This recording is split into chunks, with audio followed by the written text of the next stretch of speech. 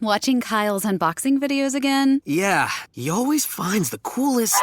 No way! A robot dog? Gotta ask where he got it. Or use your Samsung Galaxy S24 Ultra. Just draw a circle around the dog on your screen, and it shows you where to buy it right in the app. Whoa, I just learned a new trick. And that for once, I beat Kyle to the next big thing. Circle it, find it with the new Galaxy S24 Ultra and circle the search with Google. Get yours now at Samsung.com. Internet connection required. Results may vary based on visuals.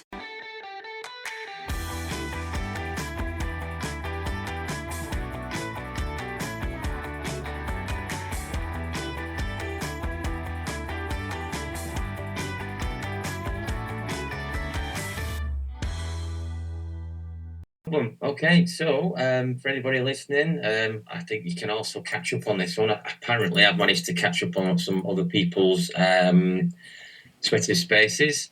This is It's Only a Game Twitter space that we're just giving it a go. Myself and Deck, seeing how far we can get with this. We're going to talk about. Well, we're going to try and split it half and half chips, half rice. We're trying to do a little bit about Rochdale and a little bit about Tranmere Rovers as well. So we'll try and get some, hopefully we can get some Rochdale fans and Tranmere fans involved just to see where we can go with this one as a tester.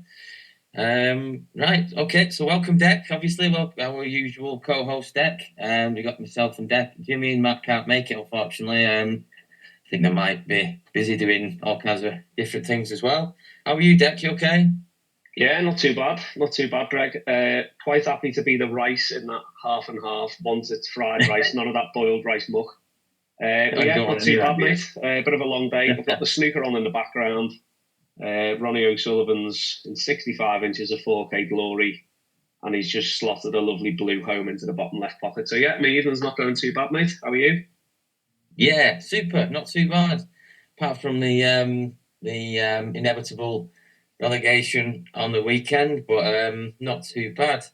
Well, yeah, we'll start off with Rochdale for a bit, and then we'll dip into Tranmere as well. So the inevitable news of Rochdale being relegated became a reality on Saturday.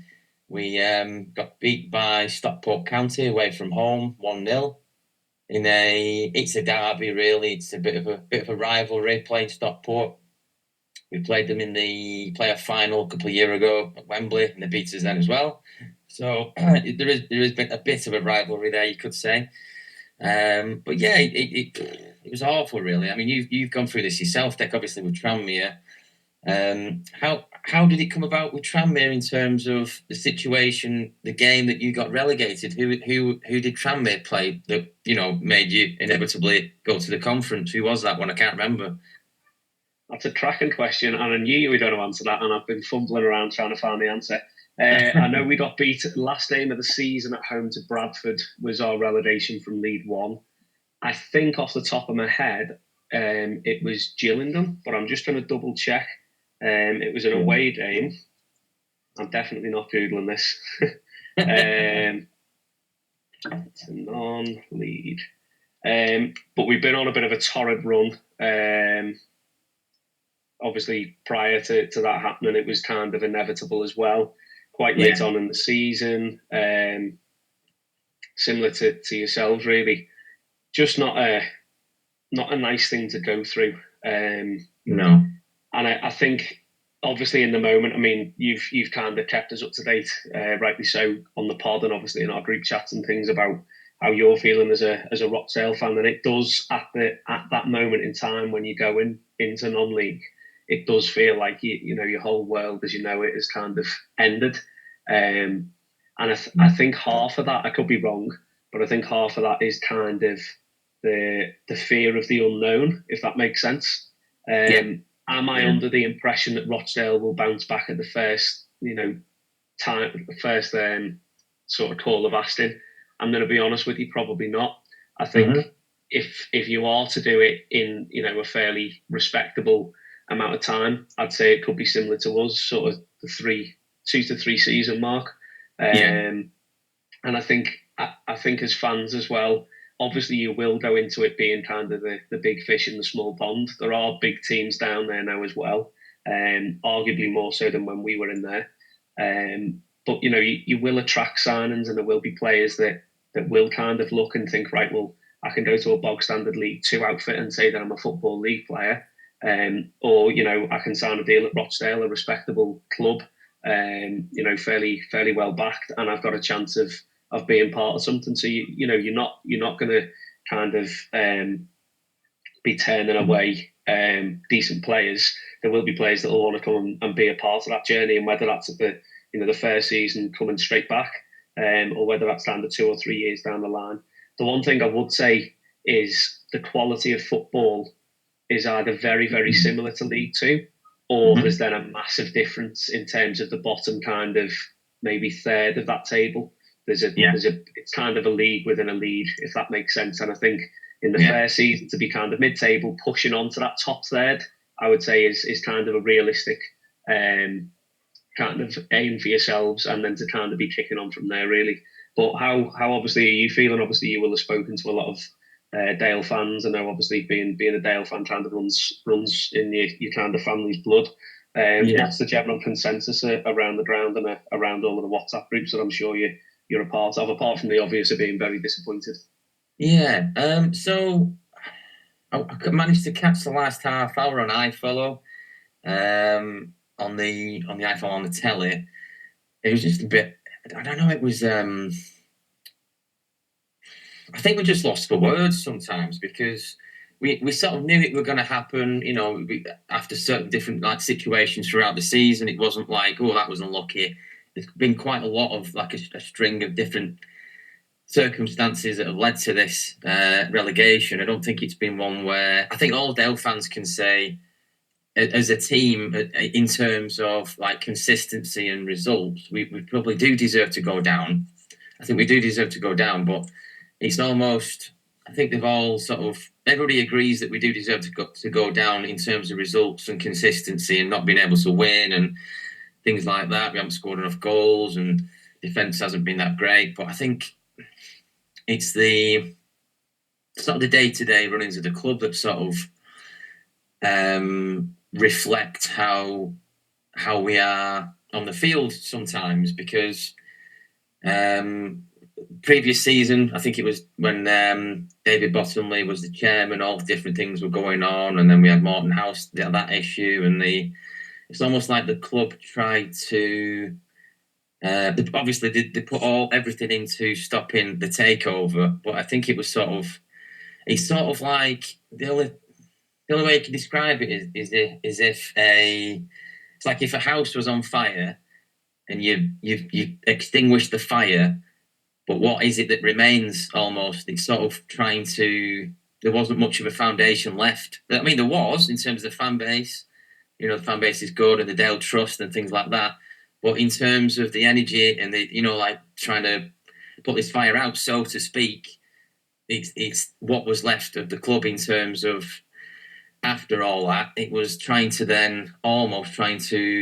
build again in terms of how do we go forward from this. Obviously, we managed to, keep the club and everything were okay. And the Stockdale had a decent budget and things like that. But that's how it felt to me. But I don't know if any other Dale fans felt like that. But it was like we put the full concentration in saving the club, which we did. And then after that, this season, it was just, I don't know, I think Stockdale was given too much money. We didn't have enough manoeuvrability in terms of he blew the entire everything he were given, but I think we give him too much. I don't know, but you can look at it in different ways, really, because I think I mentioned it on the pod the other week about the chairman and the board. If they're going to keep a manager, they have to back him, which they did, and it's just backfired, really, backing that manager, Stockdale, and then we sacked him 5 games in. And I had this conversation with my dad about it, and he was saying the telling thing of it all was there wasn't much of a pool to be not picking from, but there wasn't much of a pool when we sacked Stockdale for Bentley to be coming in, because my dad wasn't really a big fan of Bentley, and he said, "Oh, he is a conference manager, really." And he said the pool to be having these interviews interviews for new managers, they said the pool wasn't that great at the time. And he said that was the telling thing. He said it was just a difficult slog to get a new manager in with Bentley, trying to get the team to get results, but you can't really, because they're not like fantastic players in terms of they're not top 3 quality players or anything like that. So it was like 2 missions within itself, really, for Bentley. I mean, I know the results didn't come for him. We spoke about that a few weeks ago. The results weren't landing for Bentley, but it was sort of like 2 missions in one for him, because he didn't have a lot to work with because the players weren't that great. And then the results, it's going to be difficult to get the players that aren't that great to have a great run to sort of boost you back up the league. So it was a weird one, really. But it's not just one problem. Like, where usually, sometimes you can get a bit unlucky with relegation. Sometimes, in terms of, you've seen it in the other divisions in League One, where you can be 4th bottom, and you could have, we just needed 1 point, would have stayed up, and things like that. It can be unlucky sometimes, relegation, but I can't say it was for us, because there were that many different situations and different things that needed to be amended, and it's about 8 different things going on at once. And in the long run, if there's that many issues, that's what happens to a club. Really, it does. It takes a hit, doesn't it, on the club, and then relegation happens. But I've got a little bit round the houses there. That question, Deck. Sorry. Yeah, no, I think just going back to that analogy of kind of the burning down house. Obviously, the vital thing was obviously to save the house or the club as it was, and I think kind of what you've summed up there, and I've kind of followed Rochdale season obviously with a bit of interest in terms of yourself and the pod and so on, but I think when you're describing that obviously the foundations and things like that have been saved, but then money's kind of been thrown at the wrong areas, it's almost like the club have kind of tried to, I don't know, kind of mask over maybe some of the issues that are there, the structural issues, and just kind of thrown a bit of paint on and, nice carpets and all of this, rather than actually looking at how the club is functioning sort of in the medium and long term, that they've just, and, we're not talking daft money, but, no. In terms of being a little bit more strategic, maybe that, there were other areas maybe that are of a higher priority. And I think when we kind of fell out of the Football League, and that's exactly how it did feel when we fell out. And by the way, for any keen Tranmere listeners, it was Plymouth Argyle that we were relegated away to. Not Gillingham. That's one, isn't it? I knew it was one of the grounds I hadn't been to. But I think when we fell out of the Football League, I think we were in a very similar situation. We were lucky at the fact that Mark and Nicola Palios had fairly recently taken over the club. And obviously, Mark's well known as kind of a turnaround agent in terms of going into failing businesses and kind of trying to make them work, really, and to get all of the potential out of them. I think he calls it his organic potential, or something along those lines. And I think in a way, going into non-league, we kind of became that big fish in a very small pond at that level. Obviously Wrexham and so on now, and your Notts counties and some of the other big teams that are down there. Wasn't really as much of a pool of competition, if you like, and we went down there almost as a big noise, and I think that kind of put an awful lot of pressure on it. Put a lot of pressure on for us to get the recruitment right, the manager right, and obviously the fans backed Rovers in numbers, which was fantastic. So it was quite weird that obviously we went out of the lead and then we were getting thousands upon thousands through the turnstiles every single week, in addition to those that would normally go. And in all honesty, our first season down there was fairly kind of underwhelming, really. We obviously had the final as well against Forest Green, and we kind of, I don't know, we plateaued in the first season. The second year, obviously, we lost out in the final to Forest Green. And in all honesty, we should have gone up. And this whole argument about there being more than one team being promoted from the conference, that really was something that could have been argued that year. I think we finished something like 20 points clear of where Forest Green did in the playoffs. And on the day they turned up and they battered us at Wembley, and hats off to them. But I think it kind of took the pressure off a little bit in terms of the fans could accept that we were in something different. and just kind of looked at it as, right, we're going to enjoy turning up at some of these, village football clubs as they were at the time. And with the greatest of respects to a lot of the teams, enjoy turning up and putting 3, 4, and 5 past them every week, which after sort of a season of playing at that level, we were doing on a fairly regular basis. The only issue that problem that there was, and I think Rochdale will experience this to a degree. Obviously, some of the smaller teams turning up to these big football league sides, that's their cup final. So every week they're turning up, and their highlight of the season is playing. Obviously the level of the National League has improved drastically since we were in there. But it was kind of a thing, you have bricklayers and Dassies and Sparkies and whatever else turning up playing at a 17,000 seater stadium at Brenton Park. That for some of them, with all due respect, is going to be the highlight of their career, and they played out of the skin. And it's getting used to not so much the standard of football, the style of football. For a lot of the teams is still very kind of old school. Your hard-hitting centre forwards, your big centre backs, your no nonsense. And for me, the main difference was the quality of refereeing. The officials at that level generally are very, very poor. I mean, I won't bore people with kind of individual examples, but some horrific refereeing performances. And it's that model of, referees don't do particularly well in the Football League. Oh, we'll demote them to non-league, almost as though that doesn't matter. Right. They've got to go somewhere to learn. And, to an extent, yes, that is the model, isn't it? If you don't do particularly well at a certain level of promotion in the workplace, you might be demoted to go and work with a slightly lesser department, or you might be, moved down the pecking order. But in terms of football and the integrity of it, that's kind of very difficult to accept, isn't it? Because it doesn't matter whether you're playing the Champions League final or you're away to Gateshead on a Tuesday night. You want what's right for your side. So, there'll be a little bit of kind of teething and getting used to certain things for you. But I don't think it's going to be the end of Rochdale. I don't think it's going to be in the same light that obviously it's been for Scunthorpe with now the back-to-back relegations. I think their problems probably run a little bit deeper. A good start is key, and I think if you're kind of in and around the mix come January, absolutely have a push and have a crack at promotion. But if you don't get it, it's important that the fans stick by them, because we know how difficult a league it is to get out of. Obviously, things may change between now and then, and there could be a thing, certainly maybe not next season, but the season after, where there's the additional promotion spots and so on, and it kind of becomes a Football League 3, which I'm not totally opposed to, but I think that's got to be done carefully. But I think there'll be as many positives come from it as there are negatives. Obviously, you've got the parachute payments now for the next sort of year and a half that will allow you to continue to do business in the same way that you have done.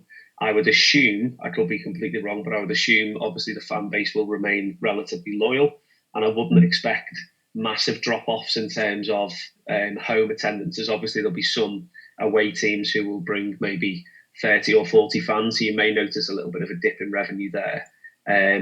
But to be honest, Greg, my main bit of advice to you would be, and again, it's easy said now that, been there, done that, and got the low quality Fruit of the Loom t-shirt, but just go and enjoy it, and, tick off a few other grounds and visit places that you didn't know existed, and just kind of, it's a journey. And I think when, and it's not an if, but it is a when you do come back from it, you'll kind of look back on this and think, do you know what, that wasn't a bad 2 years, 3 years, 4 years, whatever it is.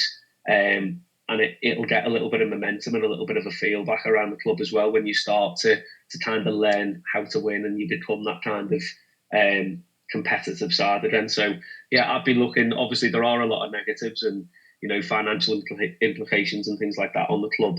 But I think there's as many positives there for you as there are negatives, for sure.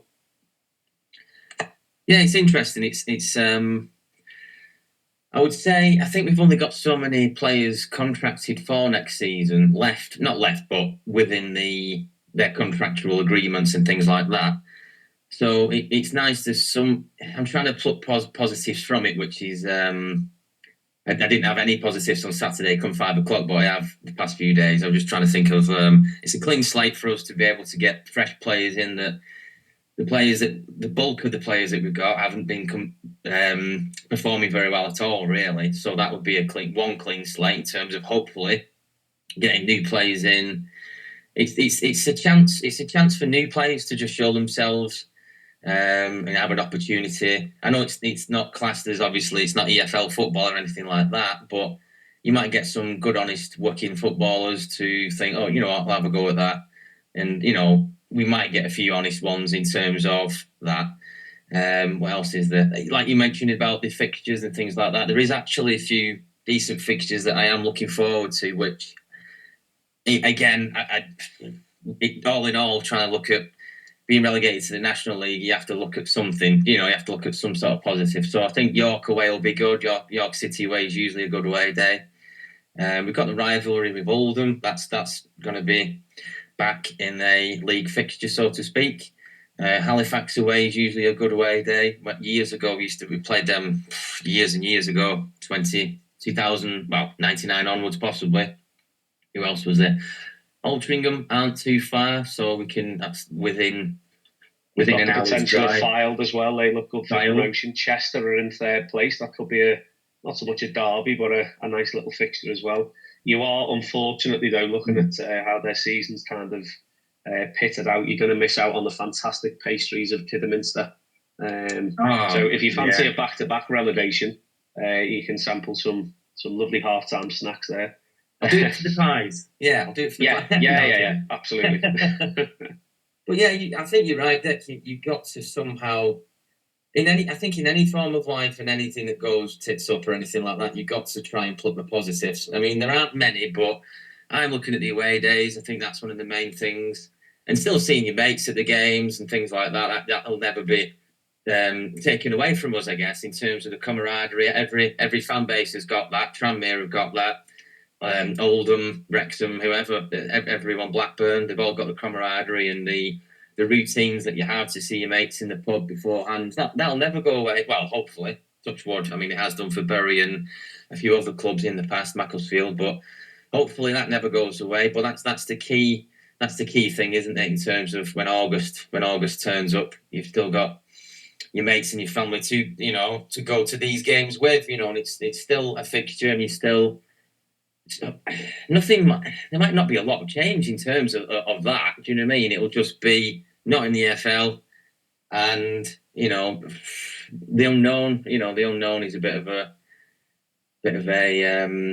As soon as the full-time whistle went, I think he had more questions than answers. Really, when I was watching it, but looking back, thinking about it, it's like crap. Right? I don't know what happens now. What happens to our money? We're not in the FA Cup. We have to qualify. Obviously not in the League Cup, I think, for the first time in its inception that we've not been in it anyway. So I did have a lot more questions and answers come around 5 o'clock, and I just didn't know what to do with myself for a couple of hours. It's like, more questions and answers came of it. And then there was different messages on Facebook from ex-chairman Chris Dunphy put out a statement. I don't know if you might have seen that, but a few fans were annoyed of the timing of the post, and then some of them were happy about it. So that split opinions. But so basically, he said he wants to get back involved at Rochdale Football Club.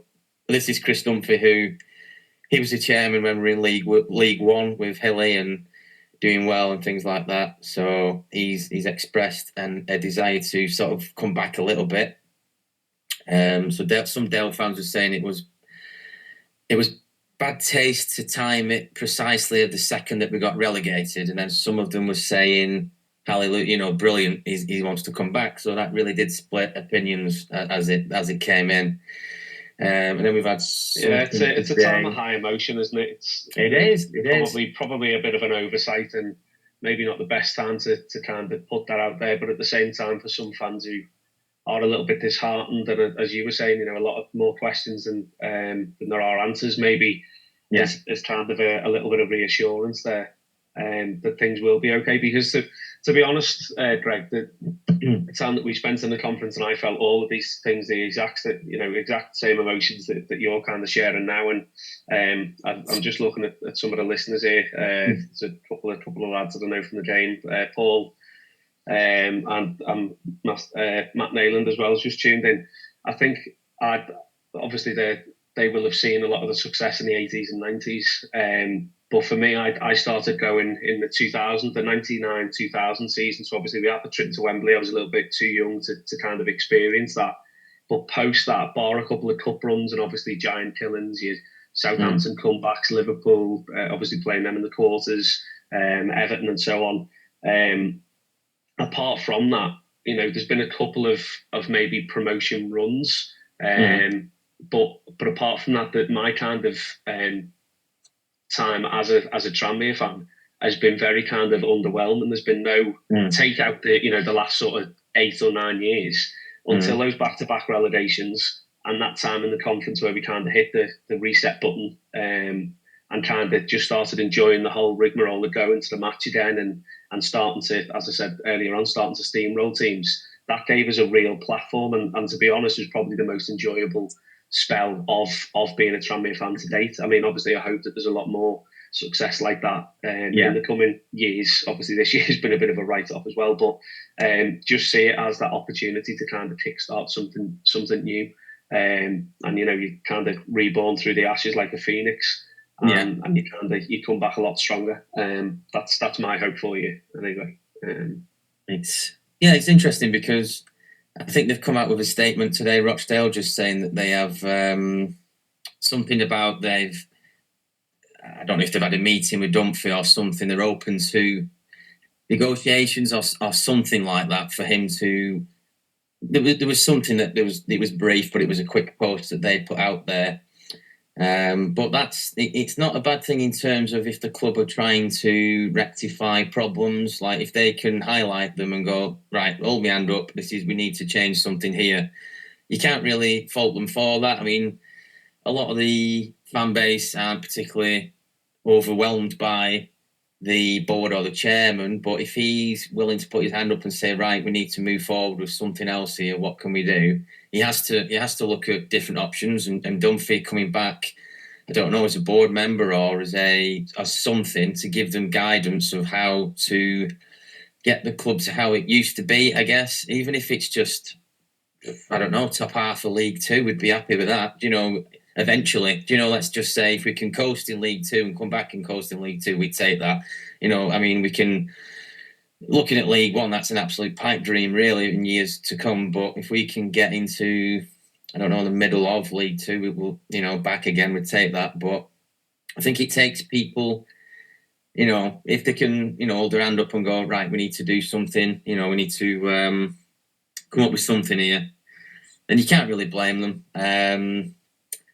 So that's going to be interesting. It's going to be interesting. It's funny as well, isn't it? And, I felt exactly the same, obviously, when we went out of the league. But that kind of saying of one man's trash is another man's treasure, as a Tranmere fan, we've had this season, a season of absolute, tosh, really. Just a very average season that other clubs would absolutely, snap your hand off for. And I think that's kind of...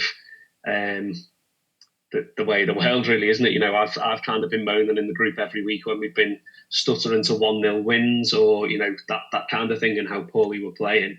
But actually, in the grand scheme of things could be a lot worse. Just came to mind. Thought I'd throw that out there, mate. Yeah. Just a shout out to the few people that have tuned into this Twitter space. I'll just give you a quick update on this. Is me and Deck this is our first Twitter space for the It's Only a Game pod. We don't really know what we're doing. We feel like Chris Kamara, don't we? A little bit Deck. What's going on? We don't know, but we figured out in the end. We managed to get it all cracking. There's a shout out to Andrew from the States. I've just noticed Andrew, one of the Dale fans, is on. Fantastic. Thanks for tuning in there, Andrew. We will go to some of you. We'll drop you in if we can. We'll figure it out. I feel like Homer Simpson trying to figure this one out, but I'll definitely try and figure it out and try and get people involved into Rochdale and Tranmere chat. But we'll also, Tranmere Deck. You won at the weekend. Did you manage to go to that game? Yeah, I was there, mate. 2-0 win over Grimsby. A fairly convincing performance. Probably one of our best in kind of recent months. But yeah, still obviously a lot of work there to do. There's still a lot of uncertainties. The club today have actually released that they're going to conveniently in inverted commas, extend the early bird season ticket renewal date. So, can you hear me, mate?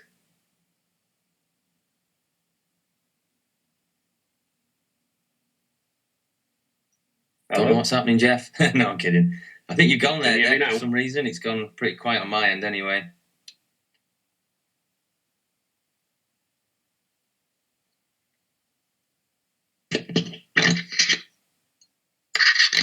Oh, hang on.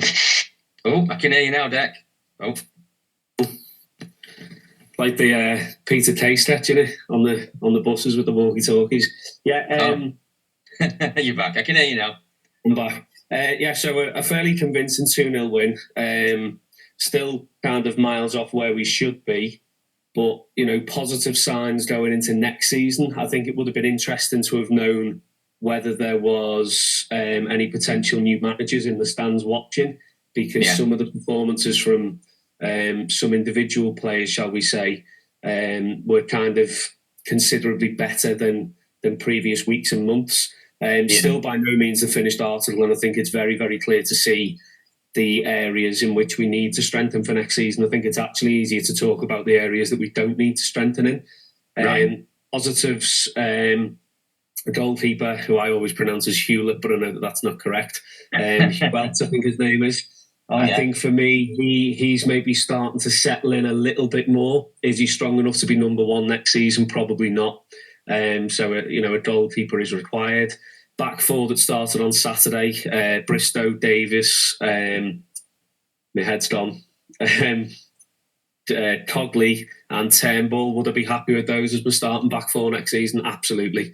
We need a couple other options in there, but, you know, absolute pipe dream to try and keep that back four as a unit. Chances of that happening very, very slim. I think Cogley's probably attracted enough attention this season, certainly earlier on in the season, that he, bar some kind of miracle, probably won't be here. Tom Davis as well. I think there's been a lot of water under the bridge with him over the last sort of 12 months or so. He seems a little bit more settled, but whether or not he stays, I don't know. Midfield for me is the area that we're lacking significantly in. We've had a lot of injuries this season, but when we say whether or not they're to key players, I don't think that's a justifiable point, to be quite honest. I think generally we've been very kind of negative in the middle. A breath of fresh air, though, from Rhys Hughes, who was a young lad let go by. I don't know whether we've directly signed him from Everton's academy or whether he was let go and's kind of been playing in some of the lower leagues. I'm not entirely sure, but I know he's kind of being on Everton's books.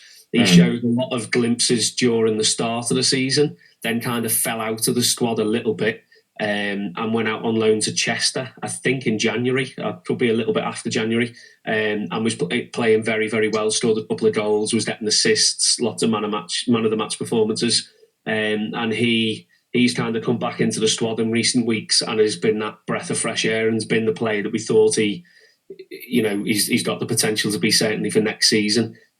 Scored a superb free kick at the top end of the pitch as well, and just kind of starting to show what he can do as well. Up front, we're still very, very lightweight. I'm not out to kind of bring individual players down, but I don't think we've had him now for nearly 2 years. I don't think Kame Hemmings is the striker who's going to kind of go and win any kind of golden boots. And as club captain, for me, he's just not. He's not inspiring enough. He kind of just goes through the motions really on the pitch, if you can even say that. Obviously, we've the new lad up top, who seems, to be quite honest, I was quite sceptical when we signed him, but he's starting to show. I think we've also got to accept that he's barely played any league football before signing for us from Bristol. And I think he's starting to show what he can do in the last sort of 3 or 4 games. He's had 2 match performances, scored one himself, won us 2 penalties. He won the free kick that led directly to the second goal there on Saturday, and he's just starting to put himself about a little bit. So I think next season could potentially be a big season for Harvey Saunders, if we can find someone to partner up with him up there. I think obviously a striker, as probably is for anyone who's finished outside the playoffs in any division across England, a striker, a proven goal scorer, is kind of top of the Christmas list. And obviously, budget depending and what the priorities are. I think a lot will also depend, and we'll go on to this in a minute, but it'll depend on who we appoint as Mickey Mellon's replacement.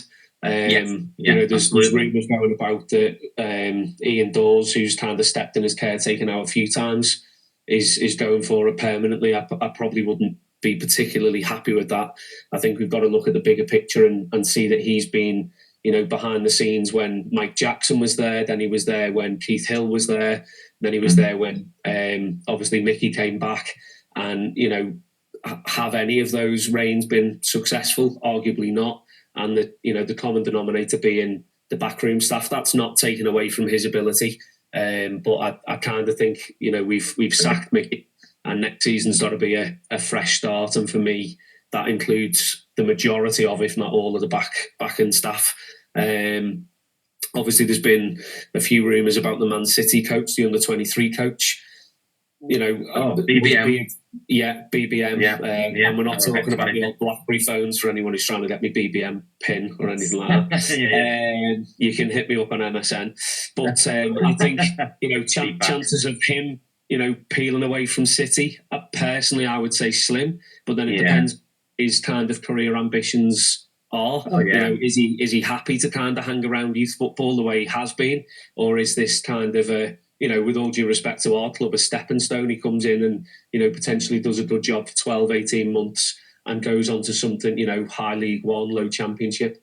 Is it a good stepping stone for him? Yeah, we're a fairly solid solid side, and the new ethos of the club is definitely to go down the youth option and to kind of develop these players, which in a way has worked for some this season. The majority it hasn't worked for, but for some it certainly has. So he definitely fit that bill. We've got Clint Hills at the minute, I think second favourite. Obviously he's not going to agree to anything at the minute, being at the assistant at Stockport County, who are obviously chasing an on-automatic promotion from League Two. So he, if he was who they were looking to appoint, that's going to be a couple of weeks off. And then obviously the one that's kind of come to light literally in the last sort of 48 hours, and he's been rumoured to have been sniffing around the club since he finished playing and sniffing or whatever else he was accused of doing. But Robbie Fowler has now been strongly linked by a lot of people in the press, rather than just kind of your run-of-the-mill Twitter rumours. For me, would I have Fowler? There's certainly worse managers that we could appoint. I think it would be an interesting one. He would draw, obviously, the attention of players wanting to come and play under him. I think he'd have that kind of factor. Pains me to say it in terms of, are you going to attract a few more fans through the gate? The part-time armchair Liverpool fans who I don't normally want within a million miles of Prenton Park. But yeah, chances are you're probably going to get a few more people through the gate and a bit of interest in the club.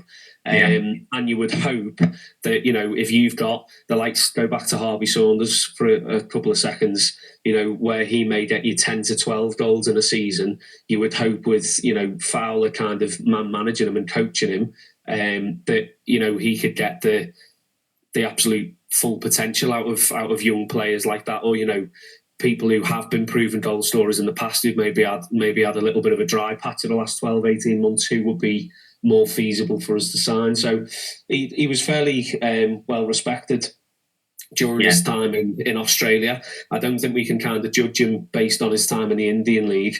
I think kind of from what Ian Hume was saying a couple of months ago when he was on, the Indian League kind of seems like who can kind of throw the most amount of money at the flashiest player, and it's kind of quite an open format, really. Very entertaining football.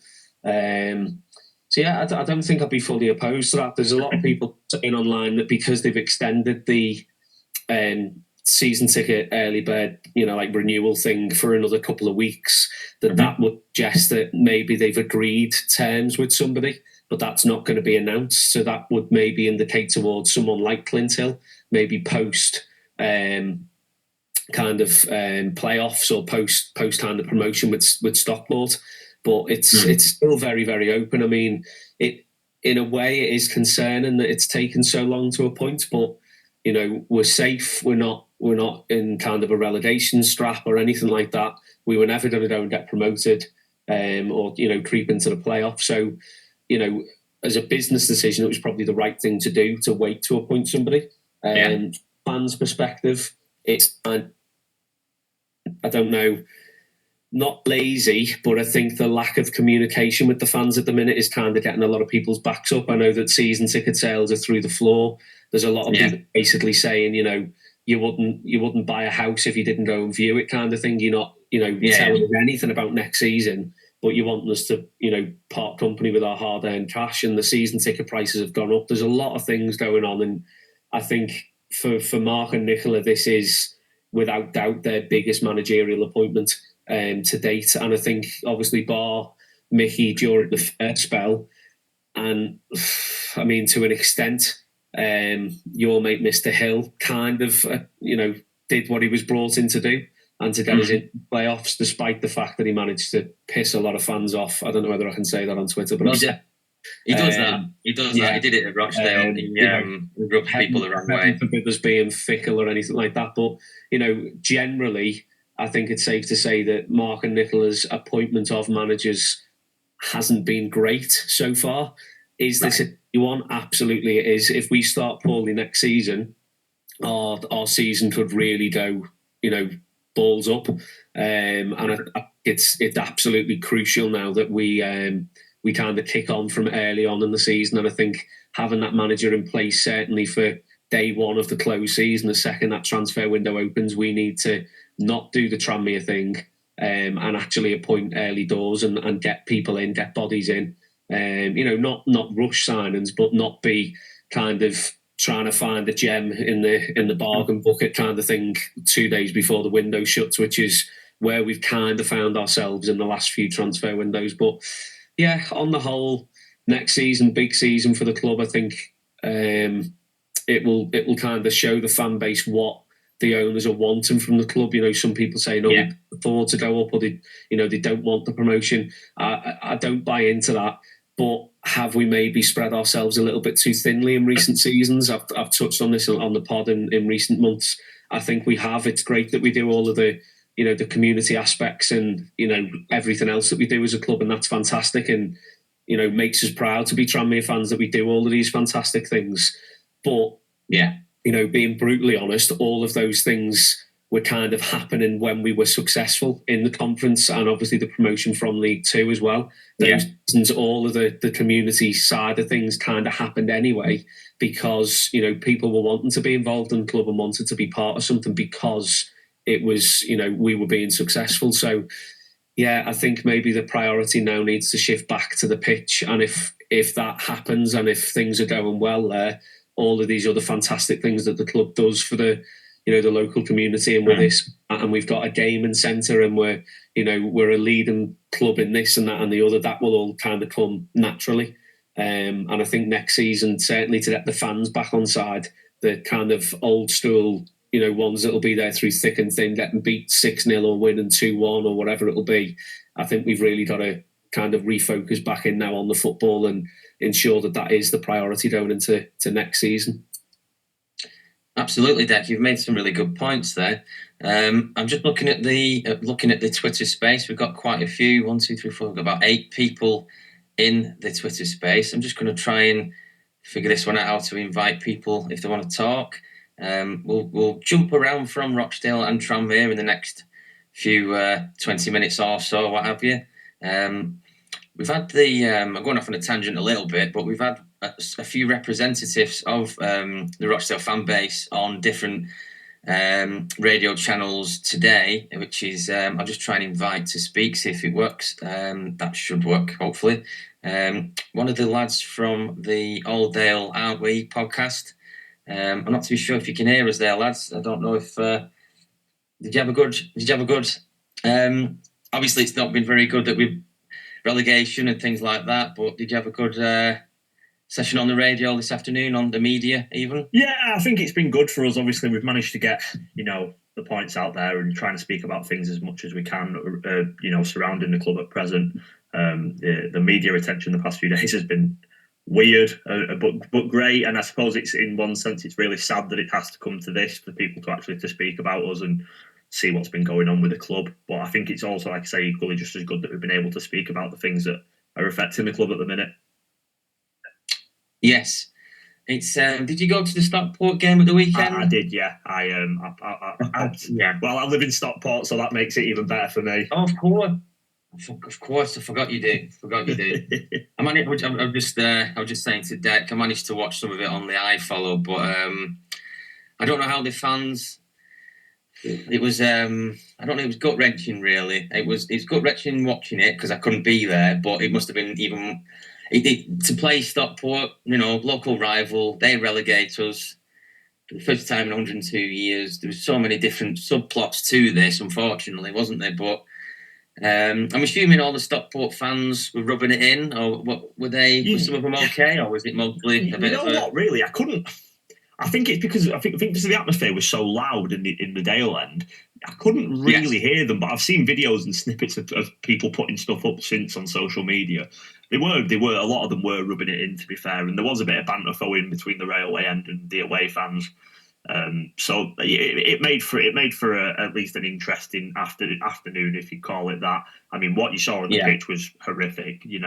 Not even in a game that's absolutely crucial in crunch time, to not even have a shot on target was incredibly poor. But there you go. That basically sums up Rochdale this season, doesn't it? It does, unfortunately. We were just saying at the beginning of this space that I think a lot of Dale fans can probably hold their hand up and say we probably do deserve to be relegated in terms of no consistency. The squad hasn't really kicked on. We haven't really got the points on the board. We could probably hold our hands up and say we deserve to be relegated. Obviously, not as a fan base, we don't deserve that. But in terms of results, haven't been consistent. We probably, it's about right. It's all leveled out, hasn't it? Really, it's like what I've touched on before, and I don't know if you've heard it if you've been on our spaces, and I've mentioned it a few times. You look back over the years. The last time we put three wins together in a row, you're talking under BBM at the end of the relegation season, and then you go back from that to find another period where you've put 3 wins together. You're looking at that season again, but at the very beginning, I don't know if you saw that stat also the other day, but in the past 5 years, out of the top 4 leagues, I think it is, we've lost the most games out of anybody. It's been, if that doesn't tell you it's been an hard time supporting Rochdale, I don't know what does. I did see that. I saw that one. It was just goes to show, doesn't it? But I mean, I'd argue as well. Sorry, because I know you were talking about Finger with Bentley. I mean, I don't want to absolutely castigate the guy. Obviously, it's a job, and he came in, and you're not going to walk away from a job if you're being paid to do it, obviously. But it's just such a funny one with him. Like, I feel like we could have had such a different season under him if he'd have been given the correct tools. He's come into a squad that completely wasn't his, not set up to play in his style whatsoever. Yeah. And then he's had a January transfer window where, obviously, I don't know if you saw the clip from Simon today, where he said he had to put money out of his own back pocket into the club to even have a January transfer window. So to me, that just screams of absolute. You're set up to fail, but you're set up to fail before you even start. It's something I've mentioned to Dec, Jimmy, and Matt on our podcast. We've got the Everton lads, we've got the Tranmere lads, and we can all see it in different ways. But in terms of Bentley, it was 2 things in one, because the first thing, he had to try and get consistent results, which he technically, I'm not too sure if he could. I don't think he was the man to do it, but I'm not really. I wasn't massively against him. I still had my question marks against him. And then also with that, he had the poor squad. So it was like 2 missions in one, really. It was a bit of an ask for Bentley, I'd say. Oh, absolutely. And ultimately, I don't think he was the. And people will talk about the mentality of a footballer and stuff, but ultimately, I think they just weren't the type of players that would have worked. That clearly didn't. But would have worked with his kind of approach. He very much appears to me to be someone who'll get you in the dressing room and he'll be a screamer and a shouter. I think a lot of these players, regardless of whether you agree or not, and whether you think they should be like this, I think they were the type of players that needed like an arm around the shoulder kind of approach. Come on, you are better than what you're showing here, not to be lambasted every week. And I'm probably going to assume, and off his character, that, and what Adam Rundle said to me a few weeks ago on our spaces, that's the kind of character he is. That he is a screamer and a shouter. I mean, it's not the. I'm not saying it's not the way to go about it, but it probably didn't help. No, definitely. I mean, each manager has their own philosophy, their own tactics, their own way of doing things. We understand that, but especially in that type of circumstance where, and we've said this before in the pod, and I think Deck agrees to an extent. I don't think it's that difficult in League Two to get a bit of momentum. I think you can get a few wins under your belt, and you can be flying up.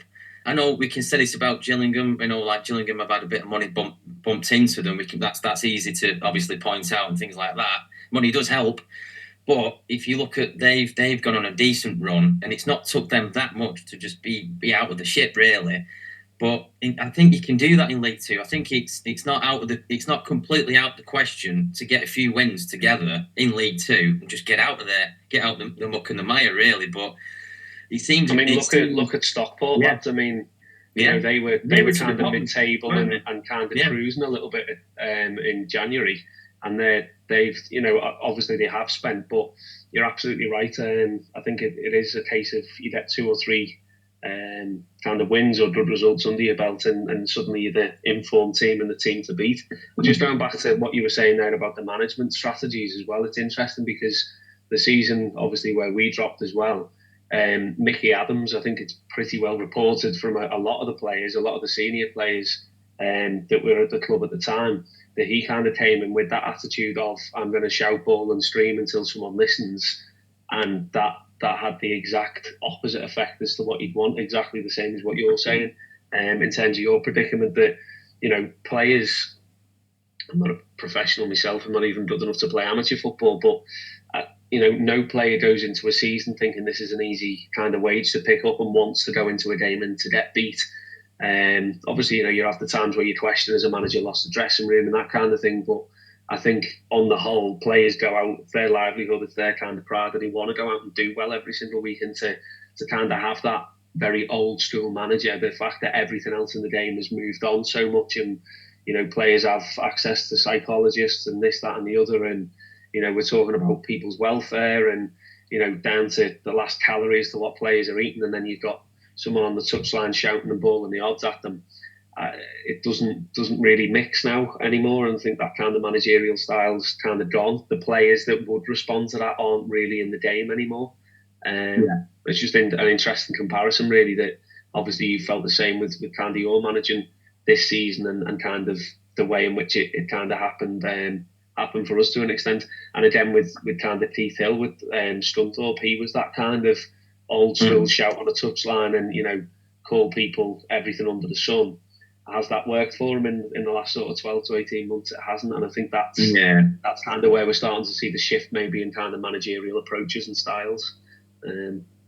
It's interesting with Hilly because we love him for what he's done in the past. Obviously he's never really how can I say this? There's never been another club after Rochdale that he's clicked with. I mean, obviously he's had the Bolton job, he had Scunthorpe, he's had Tranmere, like your lads at Tranmere, your team even, and it's never really clicked for him anywhere else, And that's some teams, some clubs and managers just seem to, they're arm in arm, aren't they? Usually like a bloody couple almost. They fit very well. I know he's mentioned a few things on Twitter. I think it was BBC JMR or something like that, about how angry he is over the runnings of the club and how it's all gone tits up and things like that. But I haven't seen the full video. I don't know if it's out. I don't know if you know if it's out. All Dale out me. Is it out or no? It's not out at the minute. People are getting quite angry with it because it's just like snippets of the clips, isn't it? But just to reiterate your point, he is just kind of the manager, isn't he, at Rochdale? If the shoe fits. It just works for him at Rochdale. I don't know what it is. Obviously, things ended sour in the end at the time, but with this potential, looking at this potential offer coming in from Chris Dunphy again, I wouldn't be surprised if you see a return of him in the summer if that does all materialise and go through. Also, just a question to the Tranmere fan as well. I mean, maybe this is me looking at it from an outside perspective, and I never understood the criticism that Keith Hill got at Tranmere. I felt like he did quite well with the club, but maybe that's me looking from the outside. Maybe you have different you probably do have different expectations to what we do. Just a quick one, Deg. Do you want me to tap in your few of your mates into this one? I can see a few of them in there. Yeah, I mean, feel free. I don't know if anyone will kind of take you up on the offer, but just whilst you're doing that, Greg. Obviously the thing with Hill, I mean, Yeah, I think I've tried it there. Or has he gone? In that sense, he did very well. And obviously got us to the Papa John's Trophy final. I think, to be quite honest, it was probably a combination of a lot of things. It was obviously COVID season, so people were kind of not... that kind of bond with the fans never quite happened. And I think that kind of unique managing or managerial style that obviously people at Rochdale have kind of come to love and enjoy with Keith was kind of very different to what we had experienced before, shall we say. And then there were obviously a few that I think the kind of final nail in the coffin for him really was he turned around and basically the Tranmere fans were questioning and he was kind of saying, we were playing really well, this, that and the other, and everything was coming together nicely. And the football actually that people were watching was very, very poor. And he kind of turned around, and I think it's that whole thing of when you manage kind of Tranmere, the same as it is for any club, you've got to kind of understand the people that the club needs to represent. And obviously, similar to Rochdale, Birkenhead's very much a working class background, and people expect you to kind of go out and give it your best. And he turned around in one of his press conferences and referred to the fans as being fickle. And I think that was kind of the straw that broke the camel's back, really. There were a few things going on. And, there was a few rumours doing the rounds, as they always do on Twitter with certain players and fallouts and this, that and the other. He's never far from controversy, is Keith Hill. No. Yeah, and I think that's kind of the main issue where we kind of come on the back of, we'd had the back-to-back promotions. Mickey was kind of our absolute Lord and Saviour and our most successful manager in years and years and years. And then obviously Mickey goes up to Dundee. Was it the right move for him? Who knows? And then all of a sudden we've got obviously Keith Hill at the helm, who is quite chalk and cheese to Mickey, really. I think it was just a combination of absolutely respect everything that he did at Dale, and it's a shame that it hasn't worked for him really at other clubs. As you say, he's very much, if Rochdale were epitomised by a manager, that person would be Keith Hill. And he's done some fantastic things for your club, and I think Tranmere fans respect him for that. And there were highlights under him, of course there were, but I think just in general, just wasn't the kind of glass slipper matching the foot, so to speak. But yeah, that was my take on it anyway. I've probably gone about that in a bit of a arse-ended way. Yeah. It is. One of my mates run about it recently. It's in terms of there's a few managers that you can sort of put against the team. Obviously, you got Fergie United, you got Arsenal, Arsene Wenger, and then we're looking at other teams like Coleman's done well at Accrington, Hillier at Dale, and then there's a few others down the line. Obviously, Big Sam at Bolton, and it's almost as if when that particular manager leaves the club, you can see it in multiple clubs. You can see it at Arsenal. Arsenal drifted down a bit. United drifted down a bit after Fergie and Wenger. You could say it about Bolton a little bit with Big Sam, and then it happened with Hilly when Dale. We drifted a little bit, but I don't know how you come back from if a manager has been given the keys to the kingdom almost. I don't know how you can, and then they leave. there's very rarely that the next manager that comes in replicates that. It's never, you can never get the same, can you really? Just another quick question. I think Dale's got to shoot. Not Dale, sorry. Deck might have to shoot off in a few minutes. But where's he gone? He's still there. But he's still in the chat anyway. But just let us know Deck, when you need. Don't be panicking, lads. just let us know when you need to shoot off, Deck, and I can continue for a bit. No problem. Just another one to all Dale, aren't we? Obviously, we've seen a few different things, and you mentioned about Simon and Simon putting his money from his pocket into the club. Do you think there's a way that Simon and Dunphy could work together somehow? Is it completely out the question? Could you have them both on the board? Does Simon have to sort of explain to Dunphy, this is what we need to do going forward? Or is it the other way around, do you think? Does Dunphy have to say to Simon, this is what we've got to do going forward?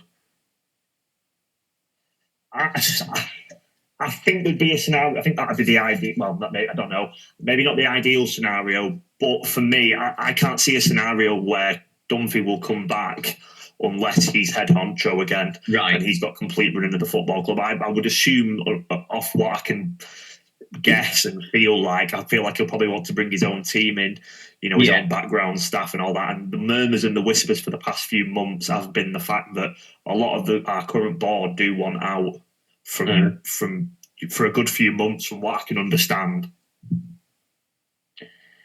Yeah, it just seemed, the timing of it seemed a little bit off, but also I was talking to a few other Dale fans about his statement on Facebook. When is there a good time to say something like that? Because if he said it last week, or 2 weeks before, or a month ago, is there really a perfect timing to be putting things out like that? I'm not too sure. Maybe it's the Dale fans in the heat of the moment going, "Oh, bloody hell, why has he done this now?" Perhaps, or. It's dependent on where you lie with it and what you believe.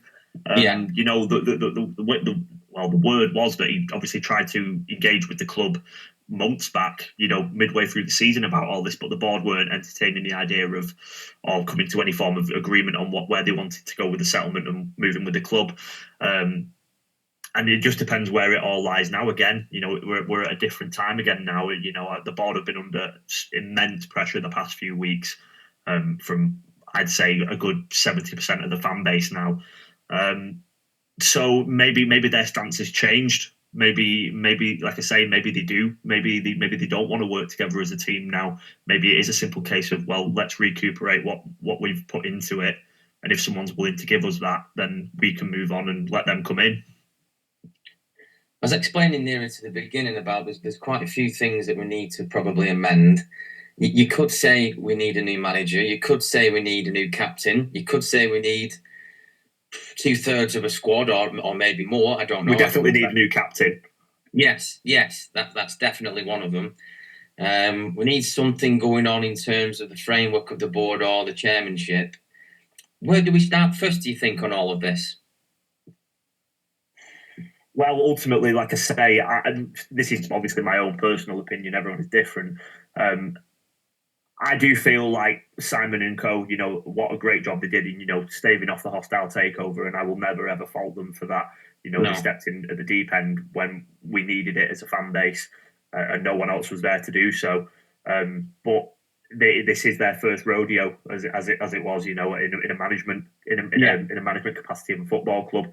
I think ultimately from the start now, the first thing we have to do is I do think a new board needs to be put into place, and whether that be Dunphy or someone else, I think the club needs fresh impetus. Some of the ideas and some of the things that I've heard Simon speak about over the past few months and stuff, it just seems very much, the finger's not on the pulse, if you get what I mean. Yeah, absolutely. Like the communication lines have been poor this season at best. We're talking about, and this is just my own personal opinion. I've seen stuff months ago about him looking at wanting us to become a feeder club. Can't understand that for a second for myself. Talking about spending money, about opening a takeaway. I mean, these aren't stuff within the club. This isn't stuff that's like crucial to the running of the football club. Ultimately, if you want fans to come through the door and get behind it, ultimately you have to sort out what is on the pitch first and foremost. Everything else, in my opinion, is secondary. Once you've got that going on the pitch and a team with an identity and something that people can get behind, the rest follows suit for me. Oh, absolutely. I can understand that. I think sometimes when the interviews have come out, we've had like a consistent sort of run of poor performances, and then there's a Simon interview. Sometimes when I'm listening to him, his priorities are the other way around. Like there's sometimes he's talking about a training ground. I don't think that's something we should be focusing on right this moment in terms of, it should have been survival of the EFL, should have been one of the main or the main part of the conversation, really, or the interview. But then there's things where I think I'm not too sure why he's talking about a training ground. Yes, it would be nice, but they never gave Hilly a bloody training ground when we were doing well in League One. So I don't know where that comes into. Well, exactly. Really. This isn't something that's just all of a sudden come up over the past year or so. This has been something that's been a running theme for Rochdale for forever, basically. We've not had a training facility. Yeah. I mean, you've heard people come out. I think Jimmy Shan came out a few months ago, like absolutely lambasting the fact that we didn't have a proper training facility. But previous managers, and obviously mainly Keith and co, they never had issues with it in the past. They always managed to work the magic with it, regardless.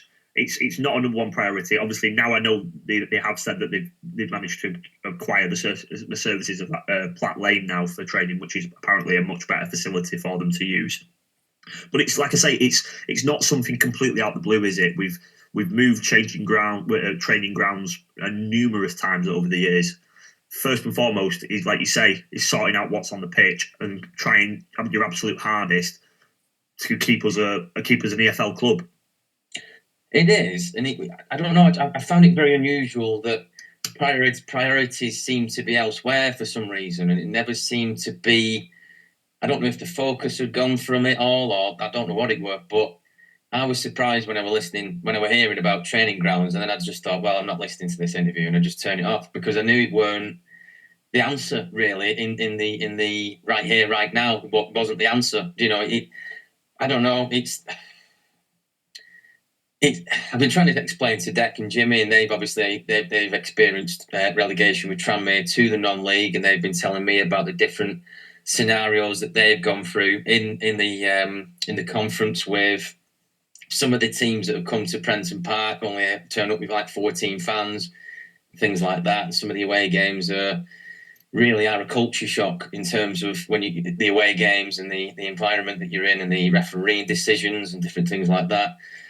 But I think we're in for it next season. I think it's not going to be plain sailing. Do you think the budget will obviously sort of dictate how we get on in terms of we won't have as much money as usual, but there has been a in terms of like Hilly previously, he's managed to work wonders without a great budget. He's done well with a shoestring budget, really. I don't know. Should we entertain the idea of Keith Hill somehow back at Rochdale, or is it out of the question? To me, that's the choice you have to go for. I think he's the only person that has had any remote success at this football club over the past 10, 15 years or so. And touching back from that, you think you're going way back till you find someone who's had a really good spell of time at the club. I think I argue the point now that, and I always do. When Keith came in initially, we had an edge because he was so on the forefront of sports science that nobody else had really tapped into at the time. Yeah, and everyone's caught up in that field now. There's a lot more money being spent around. We need to try and find some sort of niche that works for Rochdale to give us an edge on the pitch and be able to progress going forward, because financially, like you said, you touched on the financial ramifications. That's such a grey area at the moment for me. Simon spoke about the fact yesterday on ITV that the club's losing over $1 million a season now. Going into the National League, once we lose the parachute payments, that's a worrying thing. That's a very worrying sign for a club like Rochdale. And it just depends what happens. Obviously, we have no idea if Dunphy does come in. We don't know what his financial background of it be and what he can afford to put into put out for a layout for the future. But you'd like to hope that maybe if this does happen, Dunphy comes in, he can clear maybe not all of it, but a sizable chunk of the debt, and then use the parachute payments to look at using it on the playing budget of the squad, because there's the squad is going to need a massive overhaul in the summer. Absolutely. Absolutely. Are you still with us there, Deck? Or I'm still here, mate. I'm gonna throw a little bit of a mic drop in there before I go. Yeah. If Hill was not a feasible option for yourselves in terms of ahead of the season, obviously starting off in the conference, a manager that I've spoken fairly well about, Mr. Michael of Mellon, is now a free agent in terms of being manager. Would he be somebody that you would kind of entertain at the club? He's got, relatively recent success of getting out of the conference. He played fairly good football at that level on a relatively low budget. Back-to-back Wembley appearances within the conference, and then obviously another promotion again after that. And kind of, we've obviously said this in the past, Greg, that Tranmere in terms of the footprint of the club, or maybe a little bit of a bigger club just in terms of attendances, stadium, etc. But actually, in terms of what matters to the people and to the fans that turn up week on week, I think it's safe to say that both of our clubs are fairly genuine in terms of, I don't think we're overly hated. But take your local rivals aside, we're not overly hated. We're not an MK Dons. We're not a Wimbledon from back in the day where everyone, was worried about being booted off the pitch, that kind of thing. I think as the two clubs, we share a lot of similarities. And it was something that was playing around in my head a couple of days ago, actually. I was meant to ask you that I think Mickey could be a candidate for the job. The only thing that I would be maybe a little bit concerned about for Rochdale, whilst obviously there's a lot of different things going on behind the scenes, is that Mickey's kind of recruitment himself in terms of players hasn't always been great. He inherited a fairly good squad when he obviously took over us in the conference, and the likes of Norwood, Cook, Davis, etc. had already been signed, if that makes sense.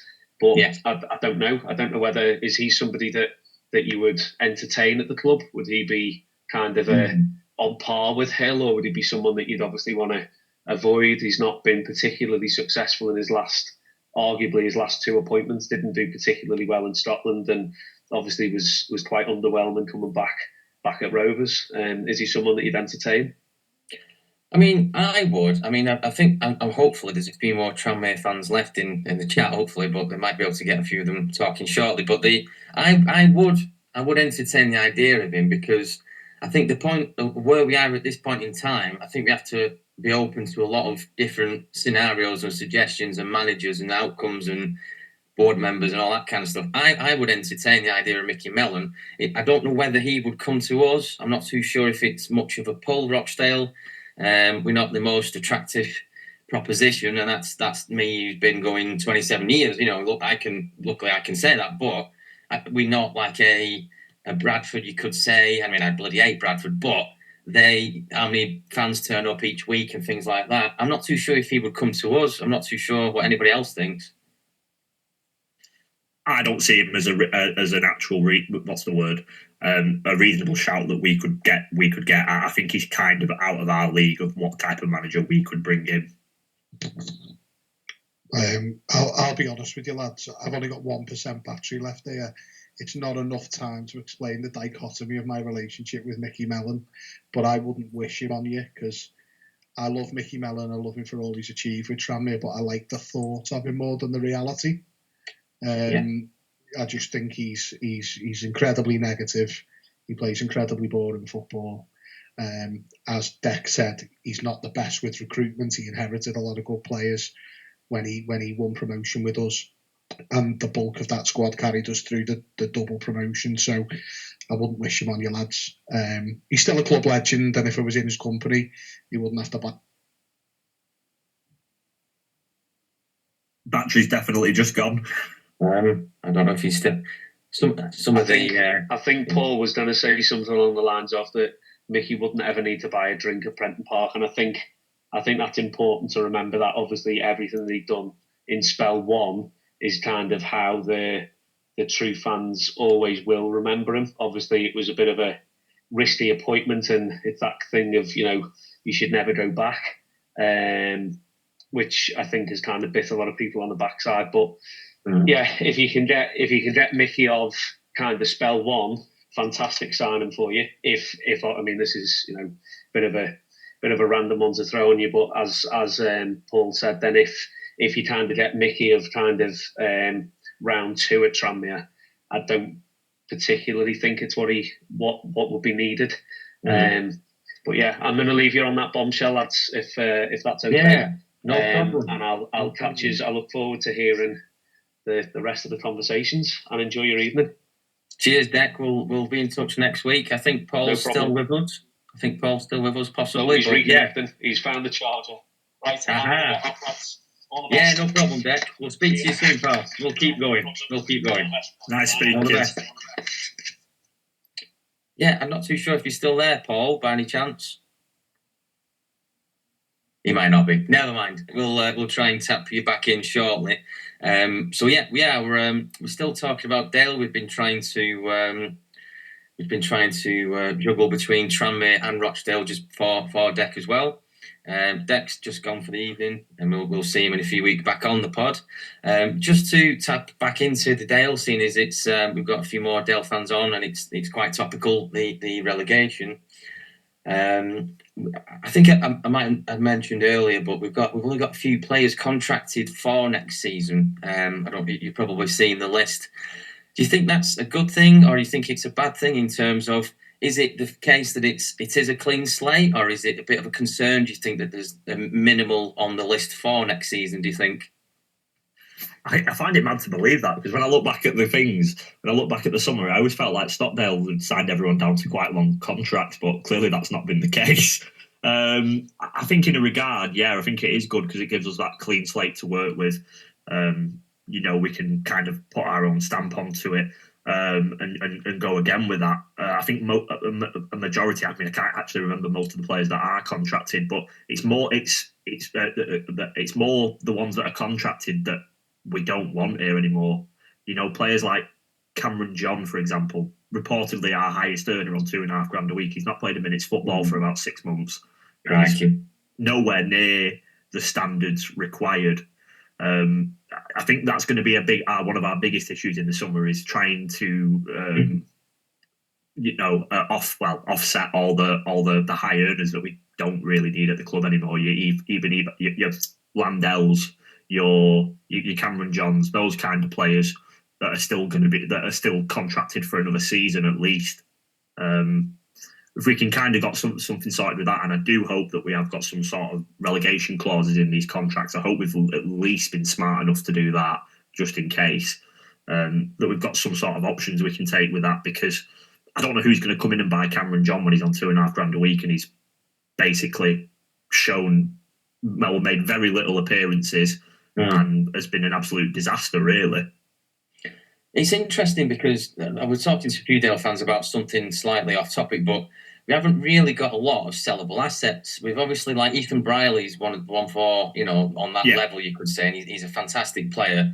And I've been having the debates that I think he's one of the best passers we've had for a very long time, and crossers of the ball. How do you think we've got to the point where we don't have many sellable assets? Is that down to the individuals, you think, that are just down in tools on some respects, or I think it's put down to three reasons. Number one, I'd say over the past few years there's been a complete lack of use of the academy.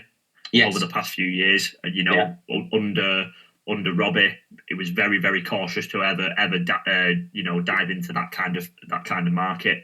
I'd say, second of all, some of its circumstance, obviously off the back of COVID and the whole business with Morton House, any player that we sold was just purely to keep the club afloat, where normally that money would have been reinvested into the club and the playing budget again. Obviously, that's not been the case. That wasn't the case then. So, all of our big sellable assets in that summer, Rathbone, Humphreys, players of that ilk, they were just sold purely to keep the football club running smoothly. And then thirdly, I'd say a poor use of money over the past year or two. We went into the January transfer window last season after selling Jay Beasley, which was reportedly for about $400,000, I believe. We've signed Tavon Campbell, who, from what I can understand, has got near enough a career a career-ending injury that is very touch and go whether he'll ever be able to play football again smoothly.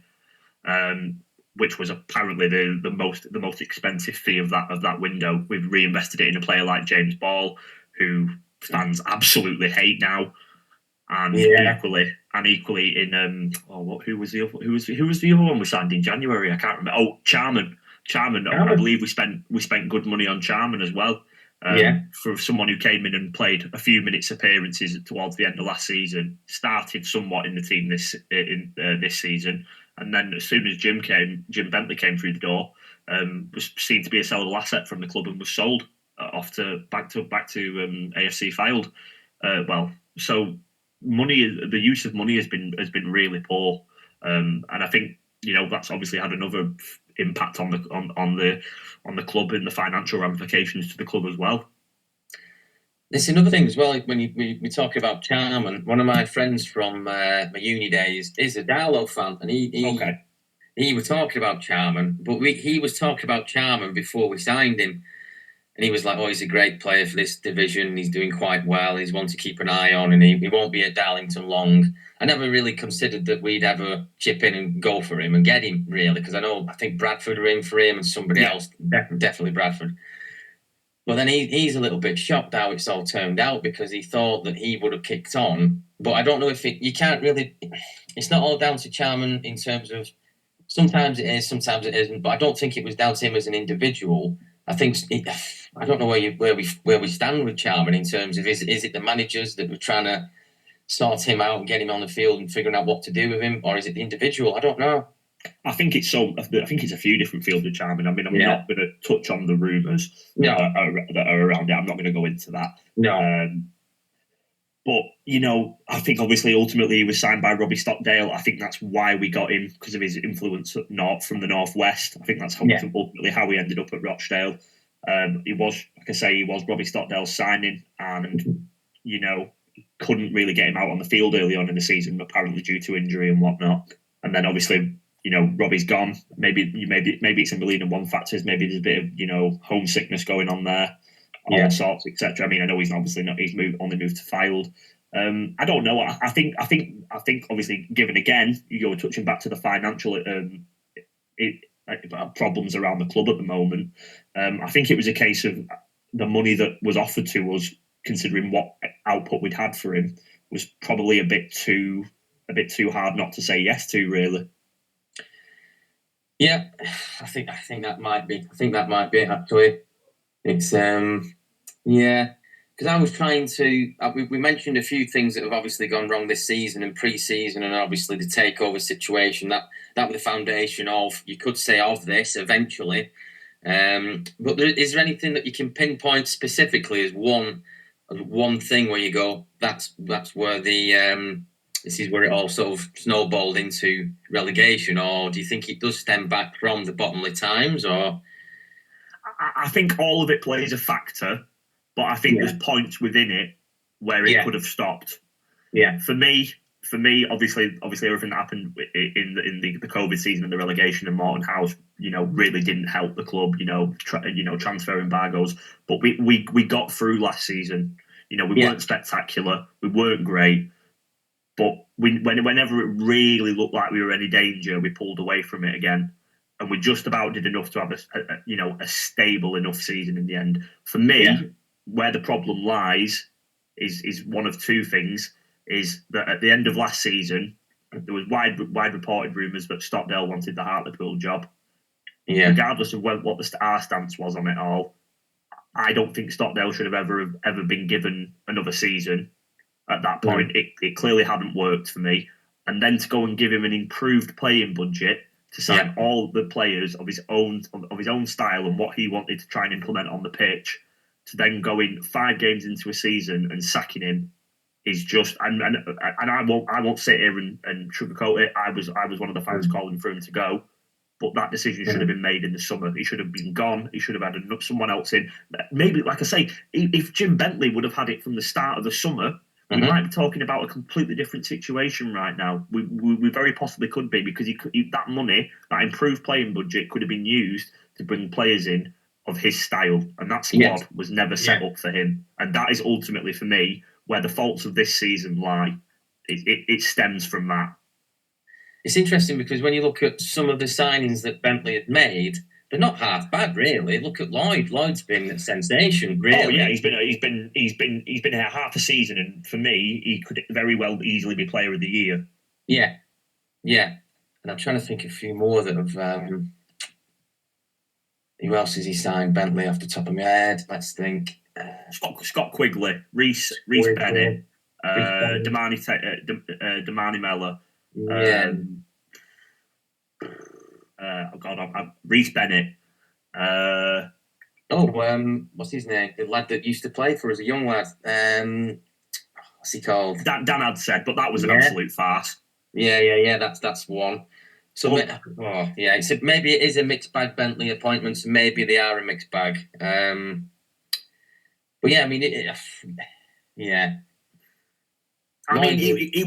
was set up to fail. I mean, from all the talks and rumours in the January, is that we had that Regan Linney, who's ended up at Altrincham, lined up to sign. Yeah. There was an issue regarding him being on tag, so we didn't know whether we could complete the deal, and that all fell on the fact, and literally they were asking for 10 grand. They were asking for 10 grand for him, and that deal fell through because the Bryther deal fell through. That, if that doesn't slap of how bad our situation is at the minute, that we couldn't complete that transfer because of that, I don't think, you look no further, really. If that's how bad our financial situation is, what hope have you got? Well, this is it. It's like what my dad was saying. He said, not a lot of the managers that there's like a short list, isn't there, with like William Hill and things like that. He said there were rumours that some of those managers turned us down when we were probably in a better position. Like, not now, obviously we're ready for the national conference, but what were the lad from Crewe? He was supposed to have turned us down. What was he called? The manager? Dave Artell. Yes. Apparently he turned us down. Somebody else turned us down, and he's the one, the York City manager. And that's when we were probably in a decent position. We're only 5 or 6 games into the season, So God knows. You look at the financial cost of everything, though, and I suppose you just take it for granted. You think money's just like a monopoly thing. You don't know how much of an impact it's all having on the club. We don't know how much it cost us to pay out Stockdale out of his contract. Yes, I know he only had a year left on it, and then you're paying out more of a budget on that. And then you've got the whole situation with Bentley. Why wasn't that decision taken earlier than it was? Because you could clearly see that it wasn't working for him. There is probably about 1 million points you can like cross-analyse this season of why it's gone so horrifically wrong. You could look at it and say, if Bentley had been sacked maybe 2 months earlier, we might have had half a chance, because on face value of the results that Jim McNulty's got in his time as interim, he's done a better job than both of them combined this season. Yeah.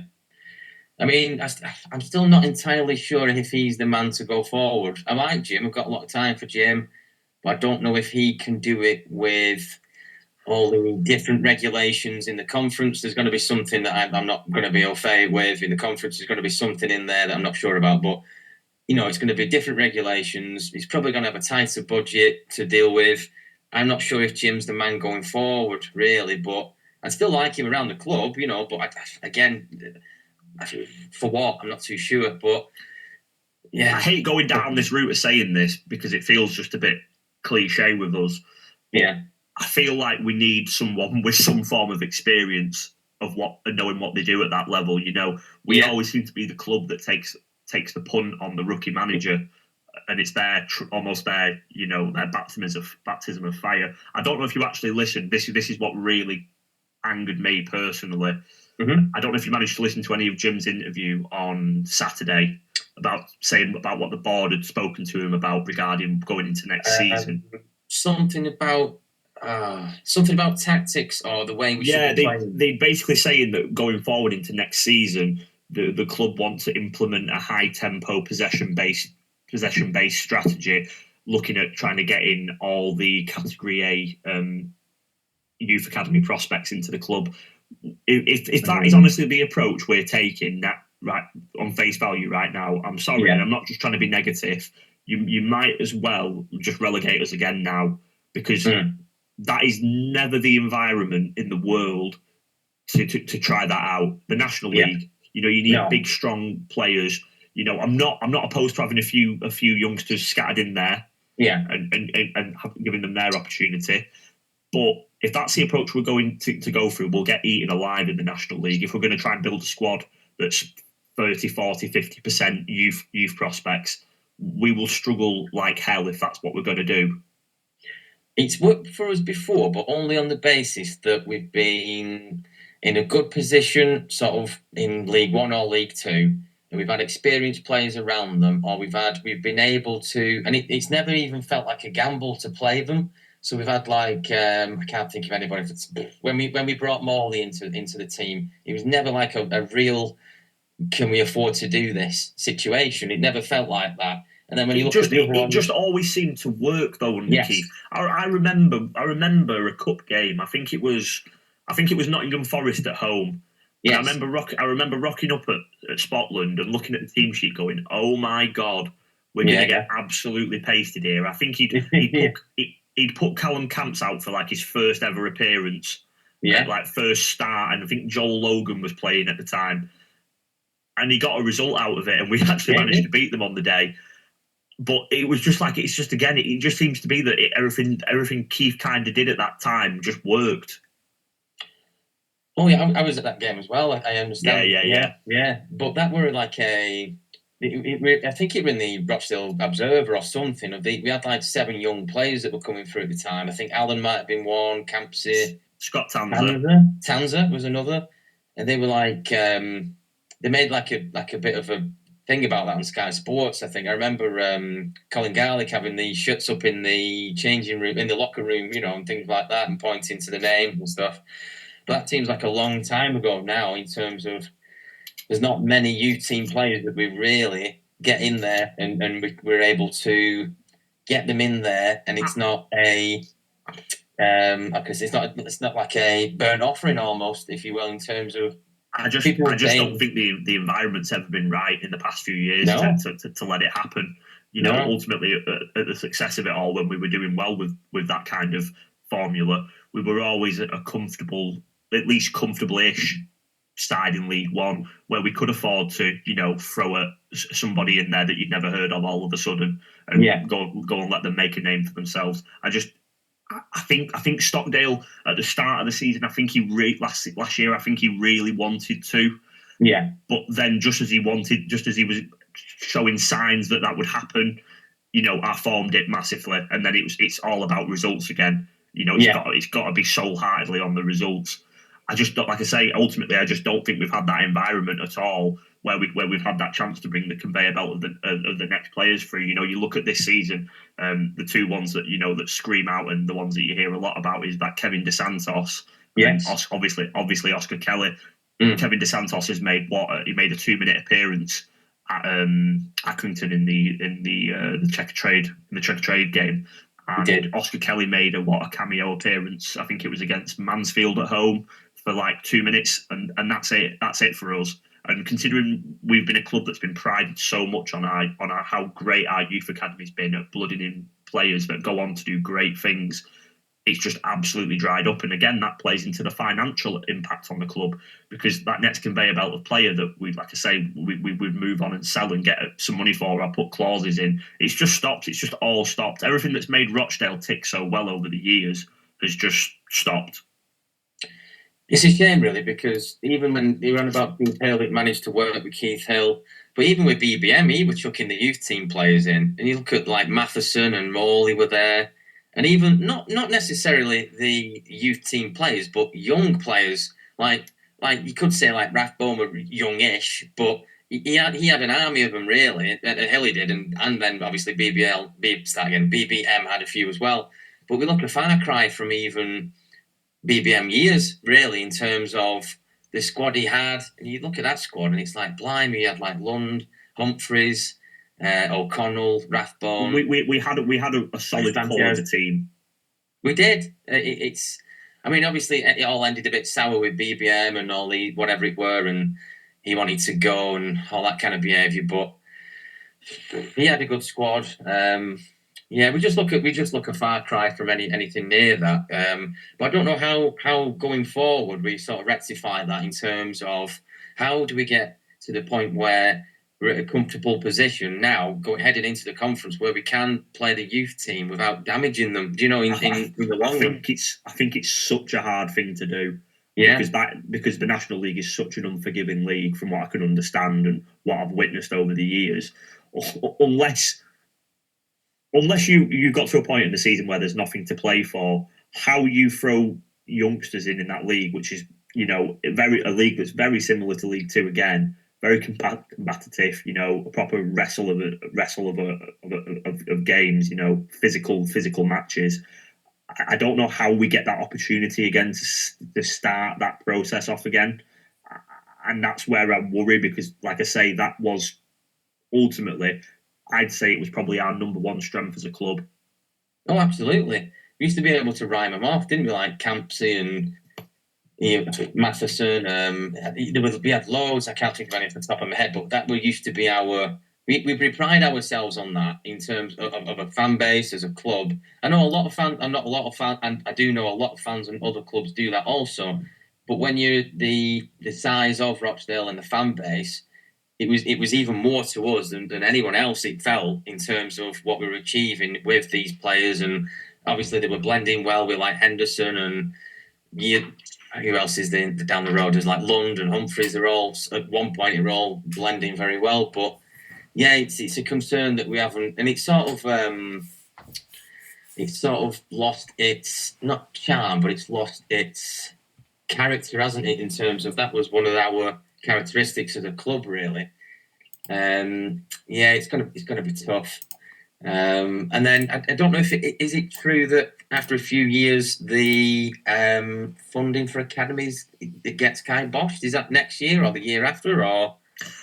I'm not too sure on the stance of all that. Obviously, I know they put the post out virtually immediately after on Saturday, saying that going into next season, the academy will still be running. Yeah. So that's a positive in a way, but I do think it gets to a point where money's going to be even tighter again next season, and if we don't obviously have an instant return, which is obviously incredibly unlikely, I think you worry and you look at the situation where maybe you have to look at. You look at having to disband the academy. Have we got the money and the finances to run that in the background? But then I really do worry about the future of the football club unless an investor comes in the background to keep us our heads above water. Because as I say, as I just said, that was prime example of what made us a good club. Yes, absolutely. And I'm hoping that the Dunphy communications of what's come out today, in terms of, I think the club's put like a little mini statement out saying that it reads as if they're willing to talk to Dunphy. And I can only hope that can help us going forward, because everyone knew what Dunphy stands for. Everyone knows what he stands for. He's a good, honest bloke. I'm not saying Simon isn't, but it's time for a change to try and. We don't want to be in the conference for too long. You can talk about Wrexham being in there for 15 years, and you can also talk about the millions that they've spent, or a lot of money at least. And then you can also say, looking at Wrexham, Notts County have got 106 points and might not even go up. So I don't know what it's an unknown quantity to know what it will take to get out of that division eventually. And just think as well, just to think on it. There's no guarantee that Notts County go up. They could easily lose in the playoffs, and then there's someone else we've got to try and contest with next season. Where we're absolutely nowhere near the levels of what they can do. Financially and etc. and around all that. I think it's going to be honestly a massive struggle. You look at ownership and ownership models and money behind the scenes. I think there's a lot of well-off clubs in the National League, and we're coming in from, unless things change over the summer and, we have a miraculous turnaround, I think it's going to be one really long slog next season, just to at least, well, first and foremost, to keep ourselves safe next season? Yeah, it's not looking too good. It's not looking too good. So I think we're going to end this Twitter space in a few minutes. We're going to wrap it up, and then everybody can crack on with watching films or whatever. You'll try and brighten their evening up after the depressing parts of Rochdale relegation, unfortunately. But we're going to try and wrap that one up.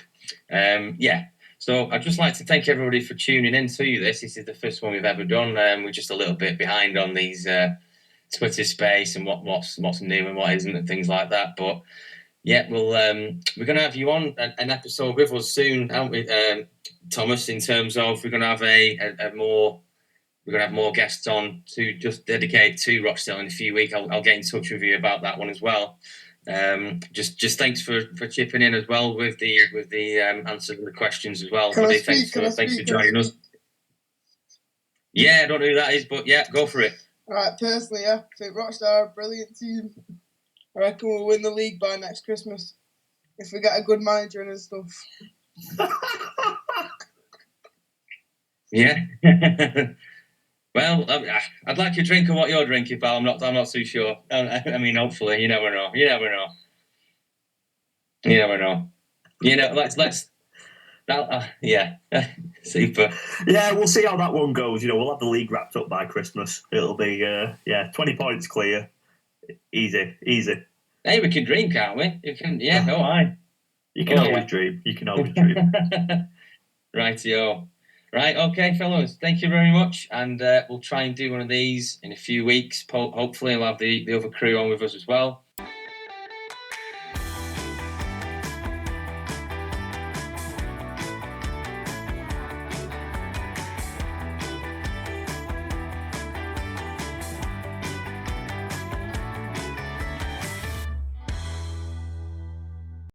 Sports Social Podcast Network.